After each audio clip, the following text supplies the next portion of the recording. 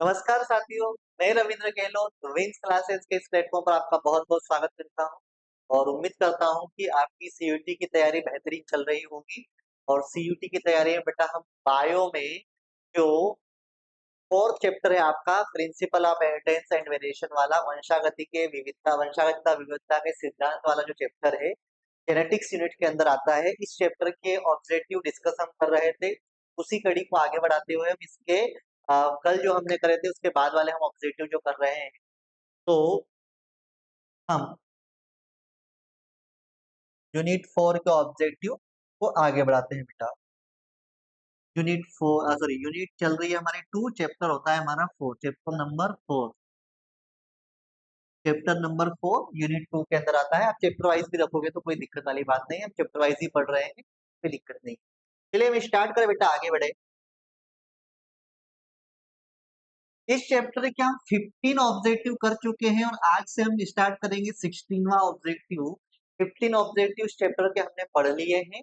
15 objective के बाद वाले ऑब्जेक्टिव हम देख रहे हैं बेटा चैप्टर 4 एंड इसका पार्ट 2 हो गया है। पहले हमने पार्ट 1 देखा, अभी पार्ट 2 हो गया है, सेकेंड पार्ट हो गया हमको पार्ट।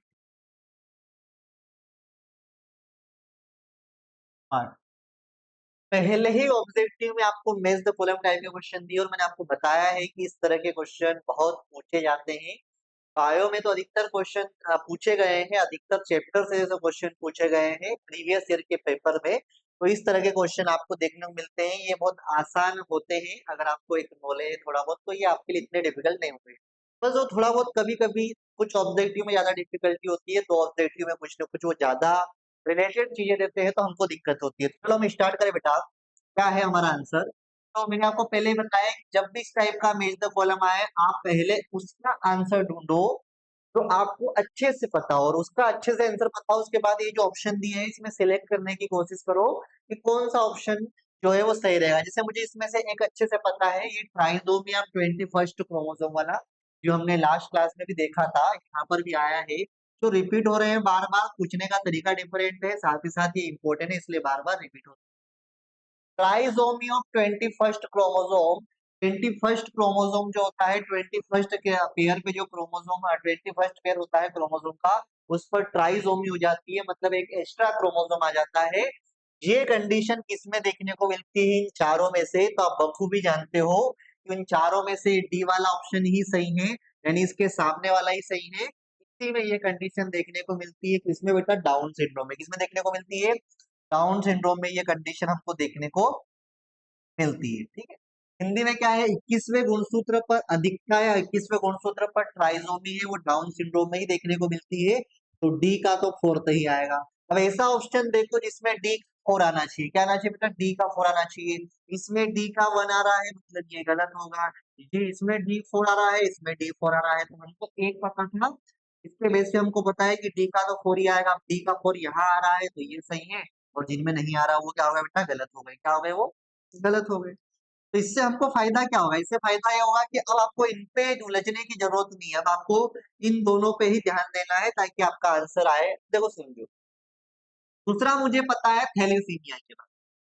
थैलेसीमिया और sickle cell anaemia blood related disease होती है। थैलेसीमिया एक बीमारी होती है जिसमें रक्त की कमी हो जाती है या रक्त नहीं बनता है, ब्लड का फॉर्मेशन नहीं हो पाता है। तो आप बोलोगे सर कि ये एक ब्लड डिसीज है। थैलेसीमिया किस टाइप की डिसीज है, ब्लड डिसीज है, एक रक्त विकार है और रक्त संबंधित विकार है थैलेसीमिया। तो आप बोलोगे सी का यहाँ पे क्या हो जाएगा बेटा, 2 हो जाएगा, या इस 2 का क्या हो जाएगा, सी हो जाएगा। तो दूसरा ऑप्शन देख लो, यहाँ पर और आसानी हो जाएगी। दूसरे ऑप्शन में कोई दिक्कत नहीं बेटा, बी और सी में देखना था, अब यहाँ पे भी सी में 2 है, यहाँ पे भी सी में 2 है, काम आसान हो गया। ठीक है, और अगर आपको ये भी नहीं आता थी तो ऑप्शन देखो, देख के भी समझ सकते थे कि यहाँ पे डी का 4 है, सी का 2 है, तो दोनों में सी का 2 है, मतलब ये हो गया। अब हमको ए और बी में थोड़ा सा उलझना होगा। अब देखो होता क्या है, मुझे ये नहीं पता लेकिन मुझे पेडिग्री एनालिसिस पता है, तो डिफरेंट टाइप के जो होंगे अलग से पता चल जाएंगे, ये थोड़ा ज्यादा रिलेटेड है तो आप कहीं ना कहीं इसमें कंफ्यूज हो सकते हो। आप बोलोगे सर पेडिग्री एनालिसिस,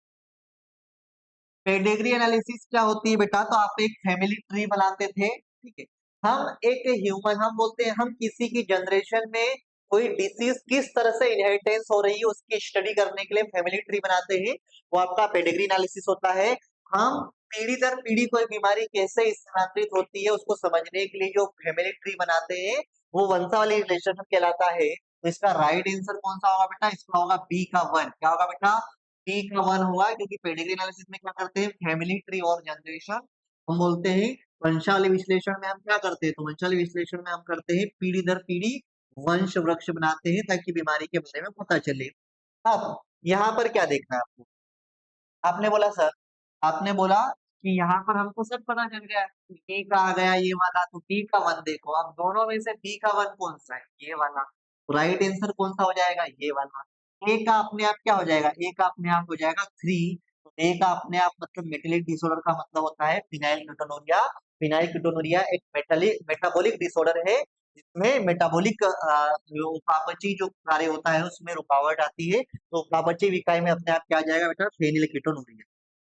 तो अगर आपको एक पता हो तो आपको कहीं ना कहीं दूसरा पता लग जाता है। जैसे मुझे सर यहाँ पर डी का पता चल गया कि डी में 4 आएगा, तो मैं ये भी समझ गया कि डी में 4 आएगा तो सी में 2 आना चाहिए, क्योंकि डी में 4 आएगा ये कंफर्म था। तो ये दो ऑप्शन हट गए, दो ही ऑप्शन बचे बी और सी। अब बी और सी में ये तो समझ में आ गया कि डी 4 है, तो सी में भी 2 2 है, तो ये भी हमको पता चल गया कि सी का 2 होगा। तो ये कहीं ना कहीं आपको एक ऑप्शन का आंसर मिलने से दूसरे ऑप्शन के आंसर अपने आप मिलते जाते हैं एक लिंक से। थोड़ा प्रॉब्लम होती है जब लास्ट में जाते हैं, लेकिन बहुत सारी चीजें आपको यहाँ पे इतनी डिफिकल्ट नहीं पड़ती है, तो ये आपको ध्यान रखना है बेटा। ये हमारा क्वेश्चन हुआ, राइट आंसर हो गया हमारा सी। आगे हम बढ़े बेटा। All genes located on the same chromosome. ठीक है, जीन्स होते हैं बेटा, all genes on the located on the same chromosome. क्या बोल रहा है? All genes located on the same chromosome. तो जीन्स होते हैं, जो जीन्स होते हैं वो अगर सेम क्रोमोसोम पर है तो हम क्या होते हैं? सेम क्रोमोसोम है तो उनको क्या बोलते हैं? Form different group depending upon the relative distance. Form form one linkage group, will not form any linkage group, form inheritance form infective groups that affect the phenotype। सीधी सी बात है, अगर एक ही क्रोमोसोम पर अगर एक ही क्रोमोसोम का ग्रुप है तो वो क्या करेंगे? एक लिंकेज ग्रुप कहलाएगा। तो वो एक लिंकेज ग्रुप का फॉर्मेशन करते हैं, ये इसका राइट आंसर होगा। अगर एक ही गुणसूत्र पर स्थित सभी जीन जो होते हैं, अगर एक ही गुणसूत्र पर बहुत सारे जीन है तो वो सभी जीन एक लिंकेज समूह बनाते हैं। अपनी सापेक्ष दूरी के आधार पर अलग अलग समूह बनाते हैं तो नहीं, किसी भी लिंकेज समूह में नहीं होते हैं तो नहीं, ऐसे इंटरेक्टिंग समूह बनाते हैं जो फिनोटाइप को प्रोवाइड करता है तो नहीं, एक लिंकेज समूह बनाते हैं, मतलब एक समूह बनाते हैं। तो राइट आंसर क्या हो जाएगा बेटा? इसका बी। क्या हो जाएगा? बी। तो इस क्वेश्चन का राइट आंसर हो जाएगा बेटा बी। आगे बढ़े। Which genetic concept involve traits influenced by multiple genes with additive effect। Hindi में समझ लो क्या लिखा है। कौन सी अनुवांशिक अवधारणा में योगात्मक प्रभावों के साथ कई जीनों द्वारा प्रभावित लक्षण शामिल है? सीधी सी बात है बेटा, ये बोल रहा है कि एक फंक्शन के लिए, एक ट्रेड के लिए अगर मल्टीपल जीन है, एक ट्रेड के लिए अगर मल्टीपल जीन है, मतलब एक कैरेक्टर शो करने के लिए एक से ज्यादा जीन रिस्पॉन्सिबल है, उस कंडीशन को क्या बोलते हैं? यहाँ पर हम क्या बोलेंगे उस आनुवंशिक अवधारणा को जिसमें योगात्मक प्रभावों के साथ कई जीन द्वारा, योगात्मक प्रभाव के साथ कई जीन द्वारा प्रभावित लक्षण शामिल है। तो आप बोलोगे सर अगर एक लक्षण को, इसको समझना है, अगर एक लक्षण को प्रदर्शित करने के लिए एक से ज्यादा जीन उपस्थित हो तो ये घटना मल्टीपल एलेलिज्म कहलाती है। इस घटना को बहुविकल्पिता कहते हैं, जिसमें एक ही काम के लिए एक से ज्यादा लोग, मान लो कि एक काम करना हो लेकिन एक काम के लिए एक से ज्यादा लोग लग रहे हैं, तो ये कहलाता है मल्टीपल एलेलिज्म। यहाँ पे काम मतलब फंक्शन शो करना, कैरेक्टर शो करना, और काम करने वाले मतलब जीन। तो काम क्या है? कैरेक्टर शो करना। काम करने वाले कहलाएंगे जीन। तो अगर एक ही काम करने के लिए, एक ही कैरेक्टर शो करने के लिए एक से ज्यादा जीन की रिक्वायरमेंट है तो उसको कहेंगे, उसको क्या कहेंगे बेटा? उसको बोलेंगे हम मल्टीपल एलेलिज्म। मल्टीपल एलेलिज्म तो नहीं है यार, लेकिन कौन सा एग्जाम्पल होगा उसके लिए? Polygenic inheritance. यहाँ के ऑप्शन के अकॉर्डिंग कौन सा होगा बेटा? पॉलीजेनिक इनहेरिटेंस, पॉलीजेनिक वंशानुक्रम इसका राइट आंसर होगा। ठीक है। पॉलीजेनिक मतलब पोली मतलब मोर देन वन और जेनिक मतलब जीन की बात हो रही थी, इससे समझ सकते हो, क्योंकि बाकी तो बिल्कुल रिलेटेड ऑब्जेक्टिव नहीं है इससे, तो आप बोलोगे सर इसका जो एग्जैक्ट आंसर होगा वो होगा बी। क्या होगा बेटा? बी होगा। ये इस तरह के क्वेश्चन आते हैं। आगे बढ़े।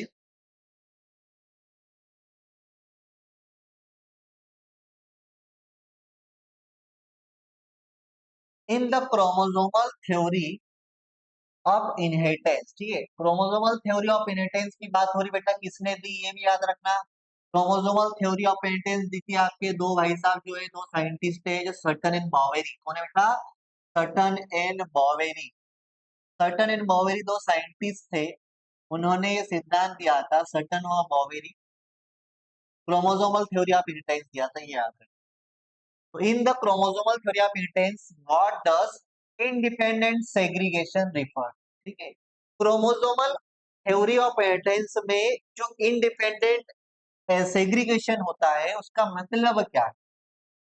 वंशानुक्रम के गुणसूत्री सिद्धांत में या वंशागति के गुणसूत्री सिद्धांत में स्वतंत्र पृथक्करण का क्या अर्थ है? तो क्या है स्वतंत्र? मतलब स्वतंत्र रूप से अपना लक्षण दिखाने वाले gene, gene located on different chromosome, gene located on the same chromosome, the random assortment of alleles या the formation of gametes, ठीक है। विभिन्न गुणसूत्रों पर स्थित जीन, एक ही गुणसूत्र पर स्थित जीन, एलील्स का यादृच्छिक क्या बोलते हैं? वर्गीकरण या फिर युग्मकों का निर्माण। तो ये दो ऑप्शन तो है नहीं। अब देखो इंडिपेंडेंट बोला है तो पृथक्करण का बोला है, तो आप बोलोगे वो डिफरेंट क्रोमोसोम पर होंगे। किस पर होंगे बेटा? विभिन्न गुणसूत्र पर होंगे, वो डिफरेंट क्रोमोसोम पर होंगे, क्योंकि सेग्रीगेशन बोला है। सेग्रीगेशन मतलब सेग्रीगेट होना, अलग अलग होना, और अलग अलग मतलब डिफरेंट क्रोमोसोम पर होना। अलग अलग होना, पृथक होने का मतलब भिन्न भिन्न गुणसूत्रों पर होना, ये बात है, ये आपको ध्यान रखना है। ठीक, तो हम बोलेंगे राइट आंसर कौन सा हो गया बेटा? आपका राइट आंसर हो गया ए। राइट आंसर इसका क्या हो गया? A, different chromosome. ठीक है, चलिए आगे बढ़ते हैं बेटा। What phenomena occurs when a single gene affect multiple seemingly unrelated traits? क्या बोल रहा है कि अभी अपन ने एक कॉन्सेप्ट देखा जिसमें जिसमें क्या हो रहा था कि जिसमें एक फंक्शन को या कैरेक्टर को शो करने के लिए मल्टीपल जीन्स की रिक्वायरमेंट थी। तो मल्टीपल एलील्स में या पॉलीजेनिक इनहेरिटेंस अपन ने बोला कि अगर एक ही लक्षण को प्रदर्शित करने के लिए एक से ज्यादा जीन उपस्थित हो, उसको बहुविकल्पिता बोलते थे या पॉलीजेनिक इनहेरिटेंस बोलते थे, वंशानुक्रम बोलते थे। अब यहाँ पर उल्टा बोल रहा है कि अगर एक single gene multiple seemingly unrelated traits show कर रहा है, मतलब एक सिंगल जीन एक से ज्यादा कैरेक्टर शो कर रहा है, वो भी डिफरेंट डिफरेंट वाले, रिलेटेड नहीं है भले ही, तो उस कंडीशन को क्या बोलते हैं? अगर एक ही इंसान एक से ज्यादा कार्य कर रहा है, तो कहीं ना कहीं ये लगता है, वो पहले हमने पढ़ा था कि एक काम को करने के लिए एक से ज्यादा लोग हैं। अब यहाँ एक काम, ये सॉरी, पहले हमने बोला था कि एक काम है उसको करने के लिए ज्यादा लोग हैं, तो वो कहली थी, वो घटना को बोला था मल्टीप्लेलिज्म या पॉलीजेनिक इनहेरिटेंस, बहुविकल्पिता बोलते हैं उसको। अब यहाँ पर बोल रहा है कि एक ही आदमी है, एक ही इंसान है, लेकिन एक से ज्यादा कार्य कर रहा है, तो अलग कंडीशन हो गई। यहाँ पर एक ही जीन है लेकिन एक जीन अलग से ज्यादा करेक्टर शो कर रहा है, क्योंकि नॉर्मल कंडीशन क्या बोलते हैं? एक जीन एक करेक्टर शो कर रहा है, तो आप बोलोगे अगर एक से ज्यादा जीन, अगर एक जीन एक करेक्टर शो कर रहा है तो एक नॉर्मल कंडीशन है, लेकिन अगर एक जीन एक से ज्यादा, सॉरी, एक जीन अगर एक करेक्टर शो कर रहा है तो नॉर्मल कंडीशन है, और एक जीन अगर एक से ज्यादा करेक्टर शो कर रहा है तो ये प्लियोट्रोपिक जीन कहलाते हैं। क्या कहलाते हैं बेटा? Pleiotropic gene. और ये घटना क्या कहलाएगी? प्लियोट्रोपी। क्या कहलाएगी? प्लियोट्रोपी। ये ध्यान रखना, प्लियोट्रोपिक जीन बोलते हैं ऐसे जीन को, और ये जो कंडीशन है क्या कहलाएगी बेटा? ऐसे जीन को क्या बोल देंगे? प्लियोट्रोपी। क्या बोल देंगे बेटा? Pleiotropy gene. बहुविकल्पी जीन कहते हैं ऐसे जीन। क्या बोलते हैं बेटा? बहुविकल्पी। बहुप्रभावी, सॉरी, बहुप्रभावी जीन बोलते हैं। बहुविकल्पी इसमें आएगा, इसमें बहुप्रभावी आएगा। बहुप्रभावी जीन, ठीक, तो ये वाली कहानी है बहुप्रभावी जीन। जब एक ही जीन कई असंबंधित लक्षणों को प्रभावित करता है तो क्या घटना होती है? प्लियोट्रोपी। क्या होती है बेटा? प्लियोट्रोपी या बहुप्रभाविता बोलते हैं इसको, हिंदी का एक और शब्द है बहुप्रभाविता।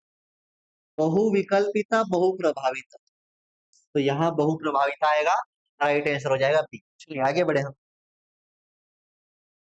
Linkage in Drosophila first discovered by.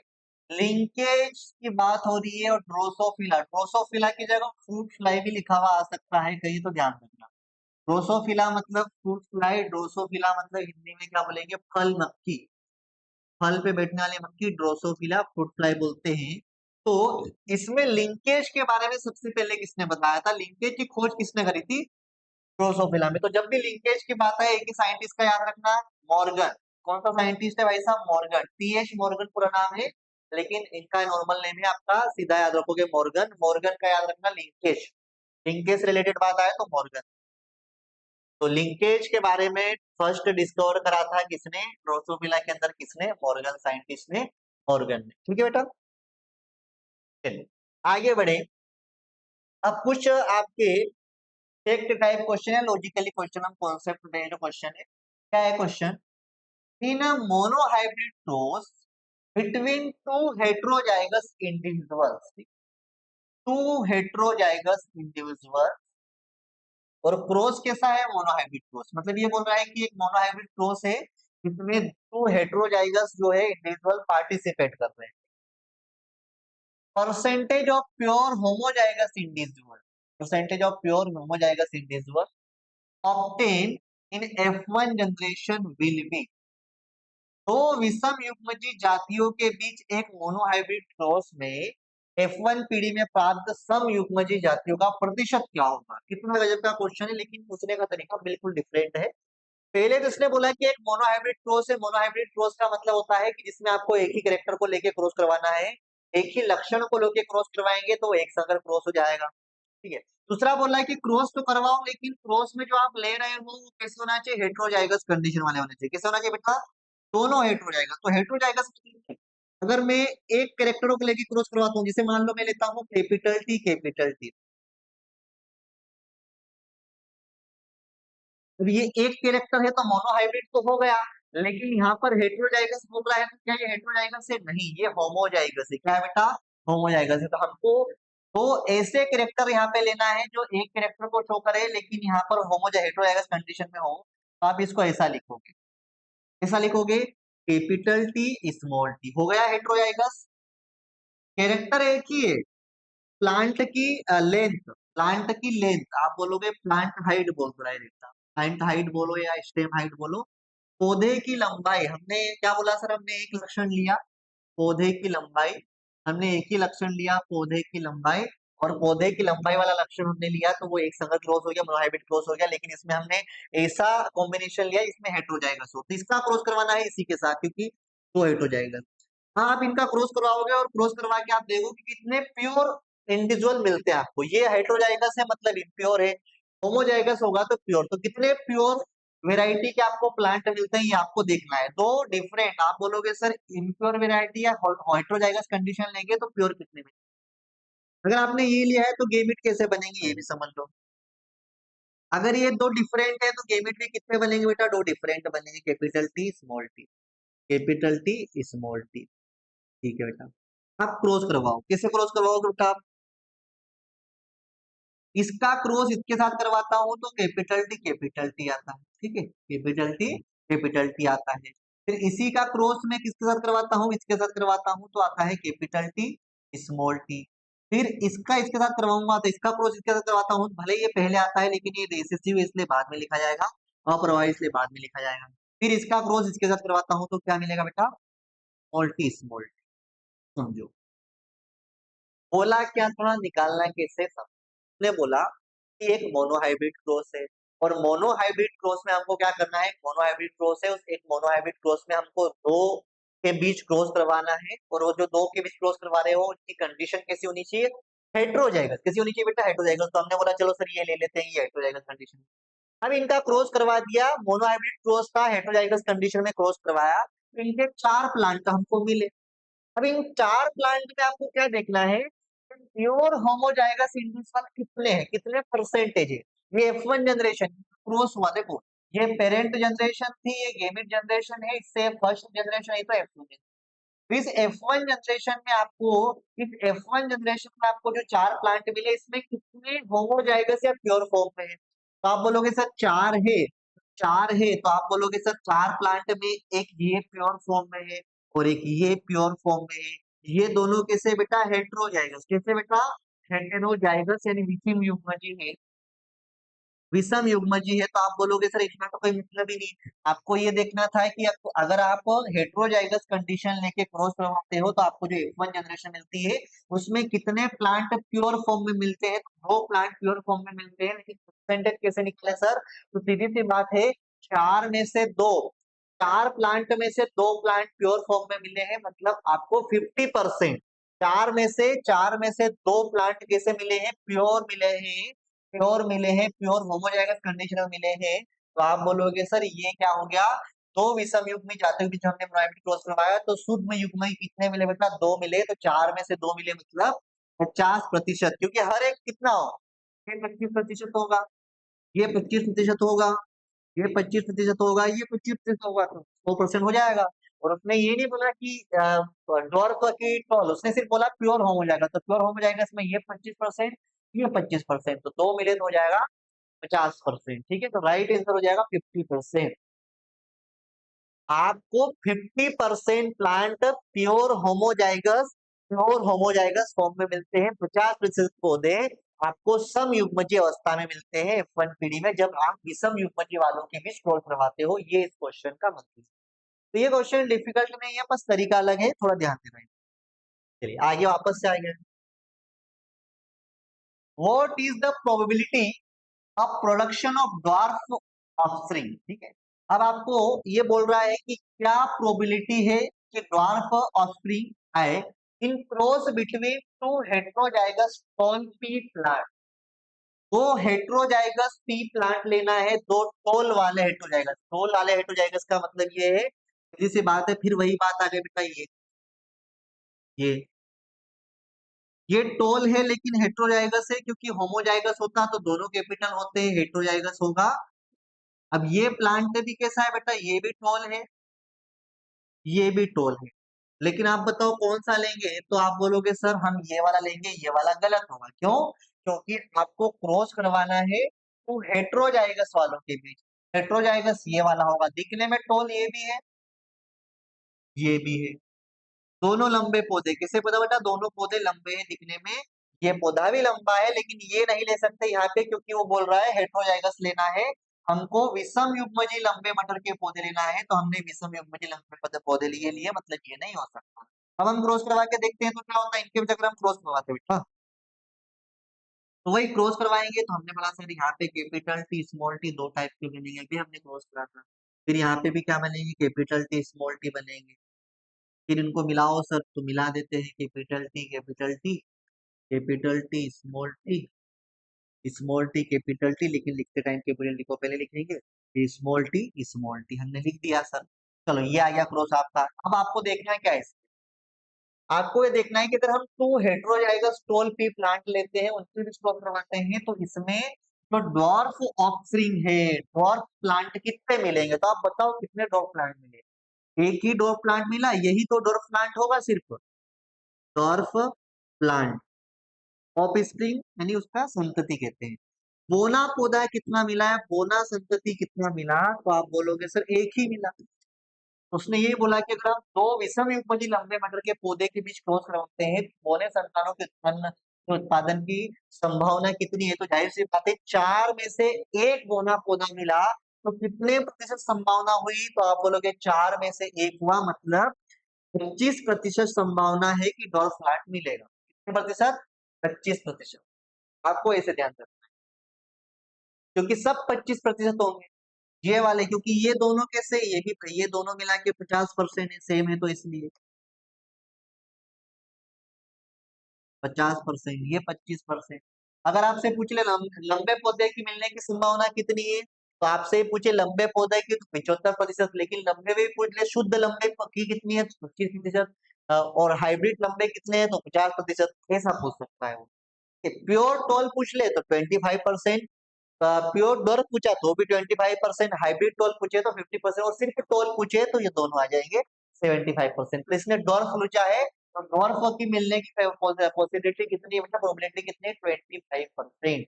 इसका राइट आंसर हो जाएगा सी। इस तरह के क्वेश्चन आपको देखने को मिलते हैं जनरली। मेंडल जो थे, Mendel formulated the law of purity of genes on the basis of, Mendel ने पहले तो एक्सपेरिमेंट करे थे, ध्यान रखो। मेंडल ने क्या करा, एक्सपेरिमेंट करे पहले, एक्सपेरिमेंट, प्रयोग। और एक्सपेरिमेंट कितने टाइप, कौन कौन से करे बेटा, दो करे। एक करा उन्होंने मोनोहाइब्रिड, हमारा जो syllabus monohybrid cross, monohybrid, monohybrid cross. कौन सा क्रॉस करा बेटा, एक तो करा उन्होंने मोनोहाइब्रिड, और एक कौन सा क्रॉस करा, डायहाइब्रिड। हिंदी में बोलेंगे एक संकर क्रॉस और द्विसंकर क्रॉस।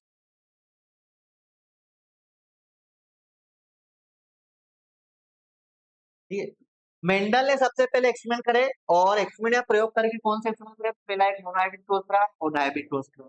ये जो एक्सपेरिमेंट करेंगे, एक्सपेरिमेंट्स का जो रिजल्ट मिला, इनके बेस पे इन्होंने लॉ दिए, तो इन्होंने प्रयोग करे, प्रयोग के आधार पर इनको जो भी परिणाम मिला उसके आधार पर इन्होंने नियम दिए। तो एक नियम आता है law of purity of genes, law of purity of genes, यानी मेंडल ने जो प्रयोग करे उसमें से एक प्रयोग करके जो नियम दिए उसमें से एक नियम आता है युग्मकों की शुद्धता का नियम।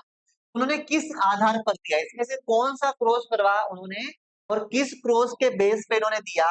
तो आप बोलोगे सर पहले आप समझ लो कि युग्मकों की शुद्धता का नियम तो इन्होंने दिया था किस बेसिस पे, तो याद रखना मोनोहाइब्रिड क्रॉस। ठीक है, मोनोहाइब्रिड क्रॉस की F2 जनरेशन से मोनोहाइब्रिड क्रॉस करा था, तो इनको F2 जनरेशन में कर्व प्लांट मिला था, वहां से इन्होंने दिया था लॉ ऑफ सेग्रीगेशन। इन्होंने प्रयोग करा था, और प्रयोग करा था कौन सा, मोनोहाइब्रिड क्रॉस में प्रयोग करा था, मोनोहाइब्रिड क्रॉस करा था, और उसमें जो F2 पीढ़ी थी उसमें एक बोना पौधा मिला था। और उस बोने पौधे के मिलने के कारण इन्होंने क्या बोला था, इन्होंने बोला था कि भाई साहब शुद्धता की नियम या युग्मकों की शुद्धता का नियम, मतलब एक बोने पौधे का जीन जो होता है वो आने वाली पीढ़ियों में क्या हो जाता है, उपलब्ध हो जाता है। इससे क्यों होता है, क्योंकि देखो दो प्रयोग करके तीन नियम दिए।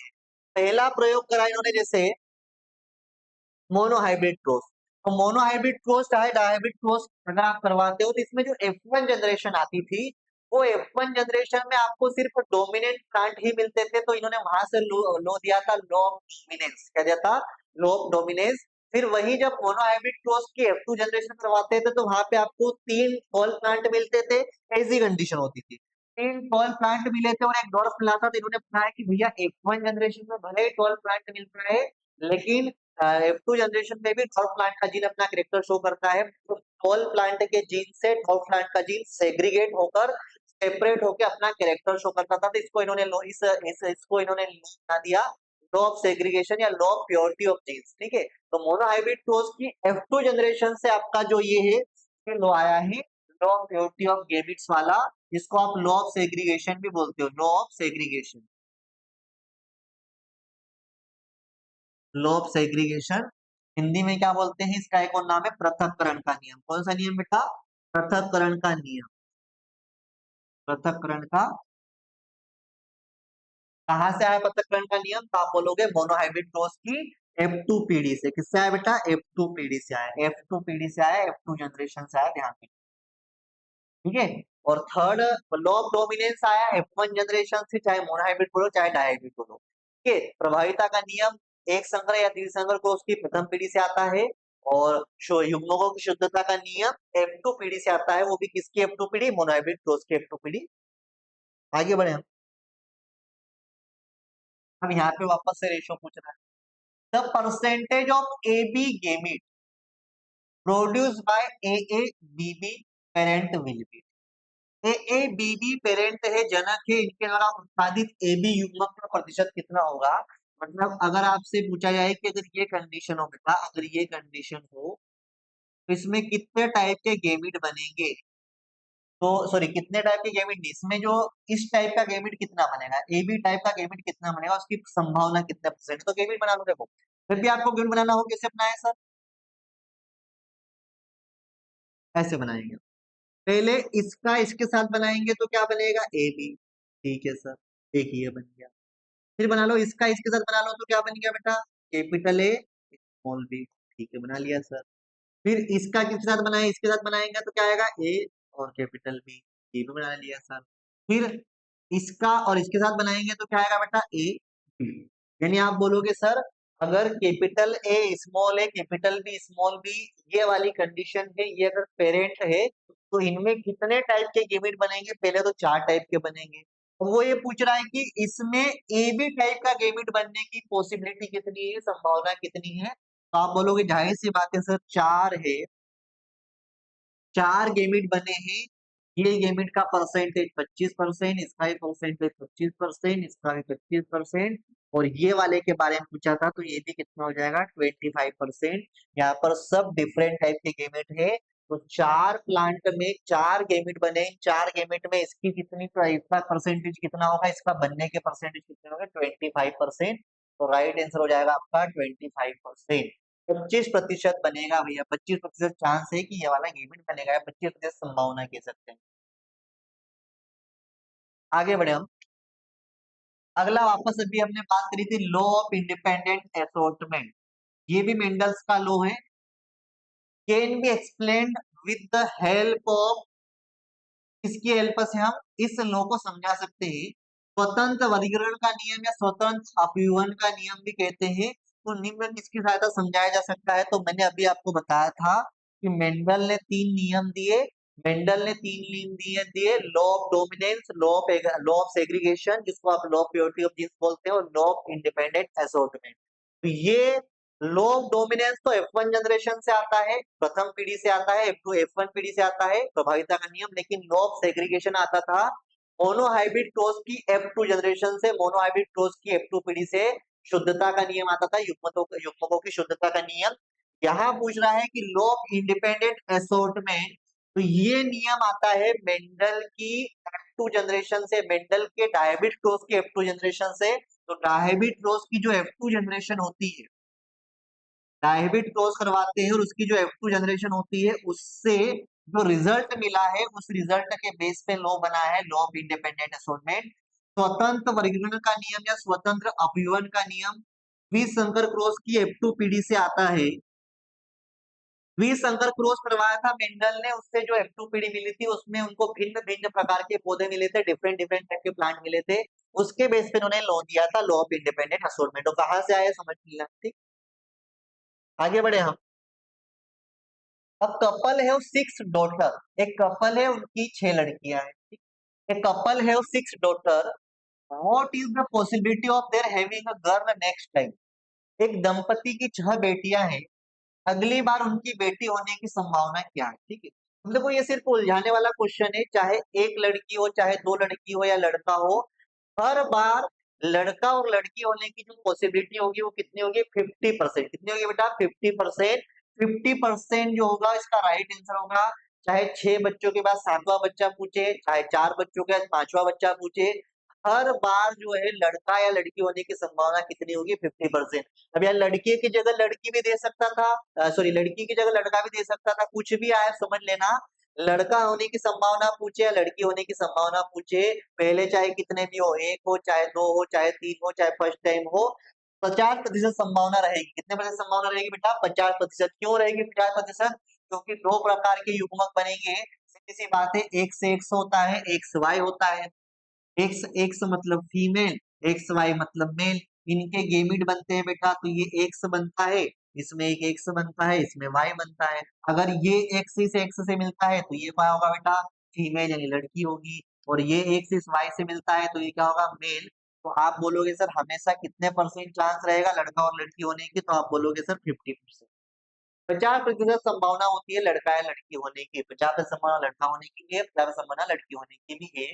हर बार यही कंडीशन रहेगी, चाहे वो कितने भी डॉटर दे दे, चाहे कितने भी सन दे दे, सिर्फ उलझाने वाला क्वेश्चन है, ये बात ध्यान रख।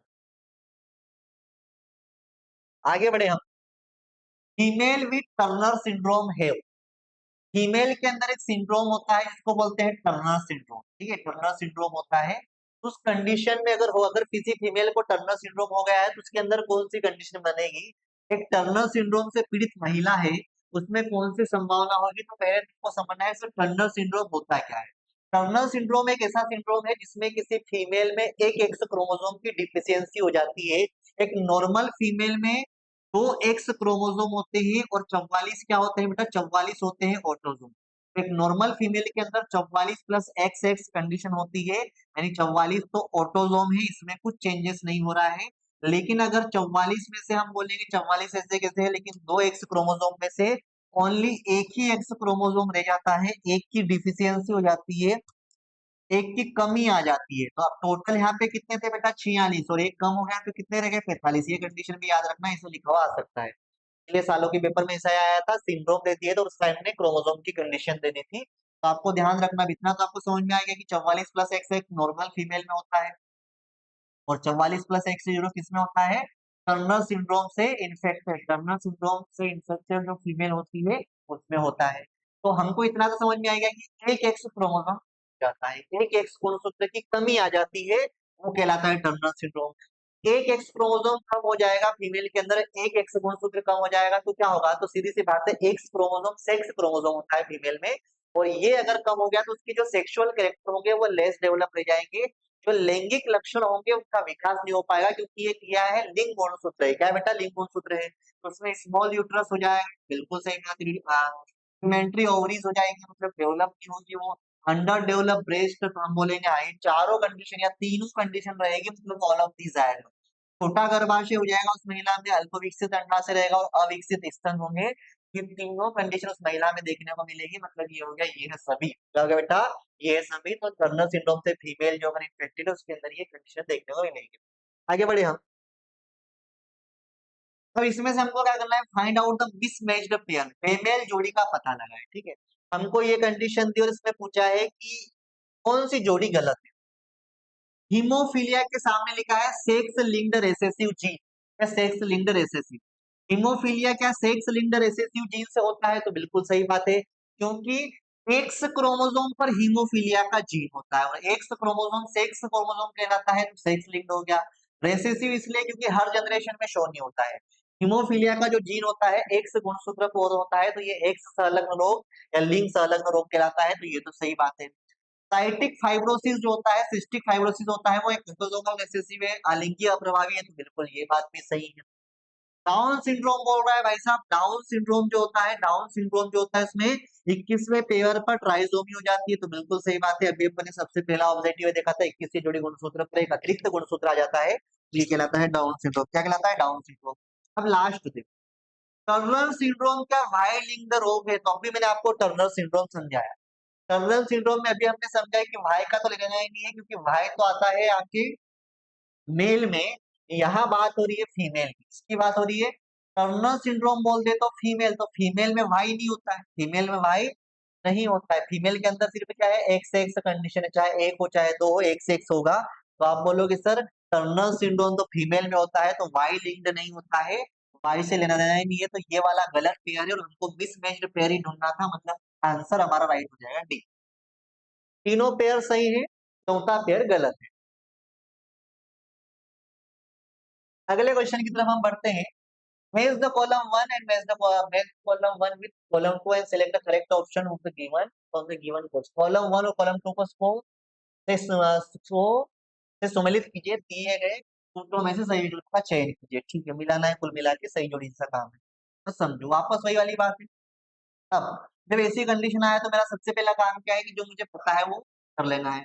मुझे पता है मल्टीपल एनालिज्म के बारे में। मल्टीपल एनालिज्म मतलब क्या होता है, मल्टीपल एनालिज्म मतलब बहुविकल्पिता, और ये हमारे ब्लड ग्रुप में देखने को मिलती है, ह्यूमन ब्लड ग्रुप में। जब एक ही ब्लड ग्रुप के लिए एक से ज्यादा जीन होते हैं तो ये कंडीशन मल्टीपल एनालिज्म कहलाती है, बहुविकल्पिता कहलाती है। एक ही प्रकार के रक्त समूह के निर्धारण के लिए एक से अधिक जीन उपस्थित है, यह घटना बहुविकल्पिता हो जाएगी। तो ए का आना चाहिए 3, अब ए का 3 किसमें है, तीनों में है, मतलब डी वाला तो बिल्कुल नहीं होगा। फिर बी देखते हैं, बी में लिखा बैक क्रॉस, क्या लिखा बेटा, बी में लिखा है बच्चा पार्टी बैक क्रॉस।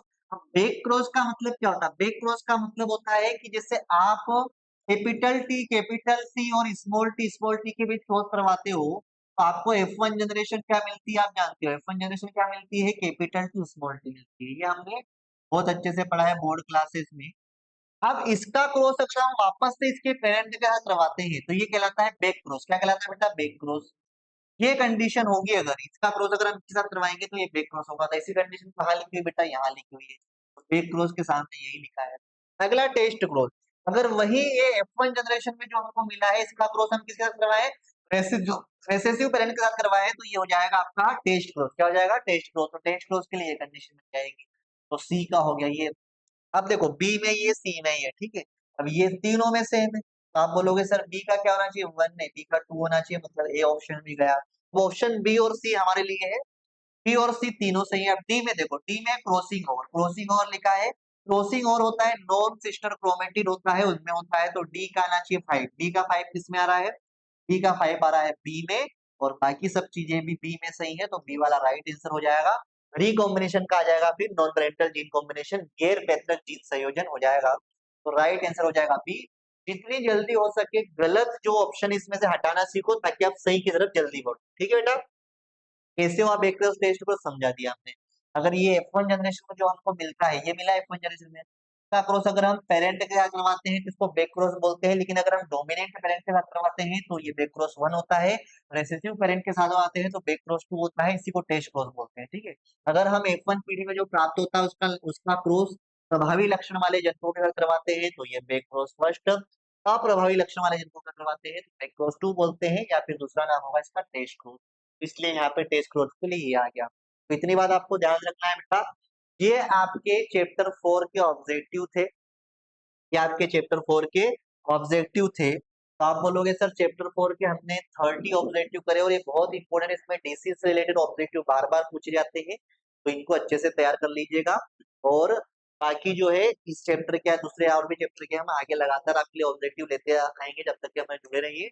और हमारे चैनल को लोगों तक पहुंचाइए, बच्चों तक पहुंचाइए जिनको जरूरत है, ताकि वो भी तैयारी अच्छे से कर सके। तब तक के लिए बेटा आपको thank you very much. Tata bye bye.